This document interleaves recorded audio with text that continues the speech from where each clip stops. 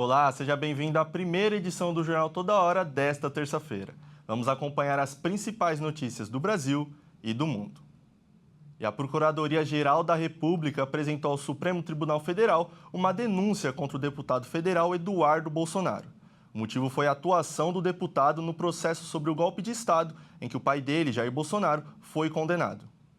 Para a PGR, Eduardo Bolsonaro buscou a ajuda do governo dos Estados Unidos para levantar sanções e tarifas contra o Brasil e as autoridades do judiciário, como retaliação ao processo judicial. Além do deputado, o produtor de conteúdo aliado da família Bolsonaro, Paulo Figueiredo, também foi denunciado pelas ações com Eduardo nos Estados Unidos. O ex-presidente Jair Bolsonaro também era alvo do inquérito, mas não foi indiciado. Isso mostra que a PGR não encontrou indícios que ele também estava envolvido nas sanções feitas ao Brasil. Segundo a Procuradoria-Geral da República, foram 3 ações que os incriminam. Todas elas foram em julho. A primeira foi quando o governo dos Estados Unidos proibiu 8 ministros do STF de entrar no país com a suspensão de vistos. Na ocasião, o deputado Eduardo Bolsonaro agradeceu a medida em uma rede social. Depois, o governo Trump anunciou a imposição de tarifas de 50% sobre produtos brasileiros como uma punição pela perseguição política a Jair Bolsonaro e seus apoiadores. E por fim, quando o ministro Alexandre de Moraes foi sancionado na Lei Global Magnitsky. Essa medida resulta no bloqueio de bens e na proibição de transações financeiras nos Estados Unidos. O próximo passo é o STF decidir se a denúncia contra Eduardo Bolsonaro e Paulo Figueiredo será aceita ou não. Caso aceita, eles se tornarão réus em uma ação penal.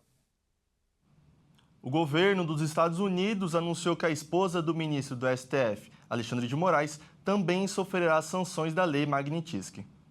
O governo dos Estados Unidos incluiu nesta segunda-feira a advogada Viviane Barsi de Moraes, esposa do ministro Alexandre de Moraes, e o Instituto Lex, ligado à família, na lista de pessoas e entidades sancionadas pela Lei Global Magnitsky.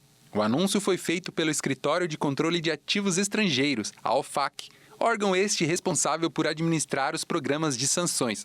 O nome da advogada e da instituição já constam no sistema oficial da agência. A medida ocorre justamente no período onde o presidente Lula se encontra no país americano e 11 dias após o STF condenar Jair Bolsonaro, grande aliado de Donald Trump. No dia 30 de julho, o ministro Alexandre de Moraes foi condenado na Lei Magnitsky, lei essa que pune estrangeiros supostamente envolvidos em corrupção, prevendo bloqueio de contas bancárias, cancelamento de cartões de crédito e restrições de entrada em território norte-americano. De acordo com Scott Bessent, em uma nota publicada no site do Tesouro, o secretário do Tesouro americano afirmou que Alexandre de Moraes é responsável por uma campanha opressiva de censura, detenções arbitrárias e processos politizados, inclusive contra o ex-presidente Jair Bolsonaro, e que a ação de punir Viviane Barsi deixa claro que o Tesouro continuará a sancionar indivíduos que fornecem apoio material a Moraes, enquanto ele viola os direitos humanos. E o Supremo Tribunal Federal divulgou uma nota, dizendo que lamenta e considera injusta a aplicação de sanções à esposa de Alexandre de Moraes. E afirmou que as autoridades norte-americanas foram convencidas de uma narrativa que não corresponde aos fatos. Além disso, apontou que a maior parte da sociedade reconhece a importância do julgamento.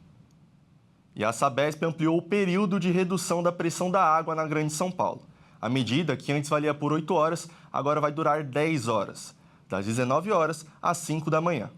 Apesar da chuva ter sido forte nesta segunda-feira, o objetivo é economizar no abastecimento em meio à estiagem. A medida é preventiva e temporária. E nas Filipinas, mais de 10 mil pessoas buscaram refúgio em escolas e centros de acolhimento pela chegada de um super tufão. Intensas chuvas e rajadas de vento provocadas pelo fenômeno atingiram o norte do arquipélago. O chefe dos serviços de emergência da província de Cagayan disse que as autoridades se preparavam para o pior. O especialista climático filipino John Grander Almario disse a repórteres no domingo que graves inundações e deslizamentos de terra são esperados no norte da ilha principal de Luzon, onde fica a capital, Manila. Na China, a cidade de Shenzhen, no sul, planeja evacuar 400 mil pessoas antes da chegada do super tufão. Outras cidades da província de Guangdong anunciaram o cancelamento de aulas, dias úteis e serviços de transporte. Em Taiwan, um oficial do Corpo de Bombeiros relatou pequenas evacuações em áreas montanhosas perto de Pingtung. Não deu para o brasileiro Rafinha na disputa da Bola de Ouro. O atacante do Barcelona ficou na 5ª colocação. Já o vencedor foi o atacante do Paris Saint-Germain e da seleção francesa, Ousmane Dembélé. No top 3 ficaram Lamine Yamal do Barcelona, em segundo, e Vitinha, meia do PSG, em terceiro. E na ilha de Fernando de Noronha, em Pernambuco, cientistas trabalham para desvendar a vida dos golfinhos, que é considerado um dos animais aquáticos mais inteligentes. O golfinho rotador salta da água como se estivesse fazendo um show para uma plateia. A espécie, que recebe esse nome devido a saltos característicos, representa mais de 99% dos golfinhos de Noronha e é monitorada há 35 anos pelo projeto Golfinho Rotador. A observação e contagem dos golfinhos acontecem quase diariamente ao longo de todo esse tempo, faça chuva ou faça sol. Os golfinhos chegam ao amanhecer porque usam as águas calmas do arquipélago durante o dia para descansar, brincar, cuidar de seus filhotes e se refugiar de tubarões. À noite, se deslocam para o alto mar para caçar peixes e lulas. O comportamento dos golfinhos rotadores é o foco do projeto de pesquisa que, ao longo dos anos, contou com diferentes fontes de financiamento, desde o apoio inicial, dado pelo pai do oceanógrafo Silva Júnior ao patrocínio atual, do braço socioambiental da Petrobras, entrando na água com os golfinhos rotadores, onde, afinal, eles passam a maior parte da vida. Foi possível fazer novas descobertas científicas. Entre elas está o fato de que alguns peixes se alimentam das fezes e do vômito dos golfinhos, demonstrando uma função ecológica da espécie até então desconhecida.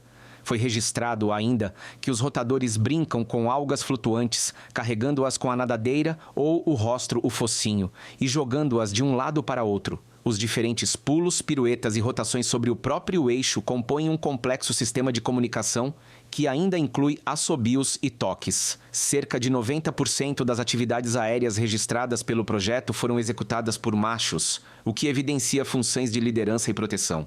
Eu fico por aqui e na próxima edição você vai conferir uma nova pesquisa que apontou que cresceu o número de pessoas que usam medicamentos para a saúde mental no ambiente de trabalho. É 1h35, até lá!